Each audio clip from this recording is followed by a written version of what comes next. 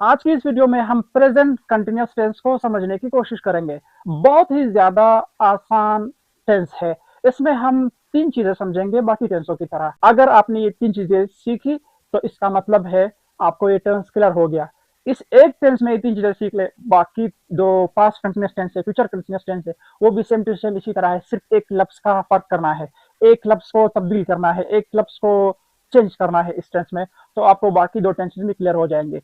एक सेंटेंस की मदद से हम 3 टेंसेस को समझने की कोशिश करेंगे। बहुत ही ज़्यादा ईज़ी टेंस है। इससे पहले मैंने आपको कहा भी था कि वर्ब को समझे, वर्ब की जो 5 हालतें होती हैं उनको समझे, बस आपके लिए टेंस फिर कुछ भी नहीं है। तो आइए इस टेंस को शुरू करते हैं और उन 5 वर्बों की सीखने की कोशिश भी करेंगे। सबसे पहले आते हैं प्रेज़ेंट कंटीन्यूअस, जो आज का सबसे पहला हमारा टेंस है प्रेज़ेंट कंटीन्यूअस। पहले हम कंटीन्यूअस टेंसेस पढ़ेंगे, फिर परफेक्ट टेंसेस, फिर परफेक्ट कंटीन्यूअस टेंस, उसके बाद इंडेफिनिट टेंस की तरफ आएँगे। इंडेफिनिट टेंस शुरू-शुरू में समझना बहुत ज़्यादा मुश्किल होता है।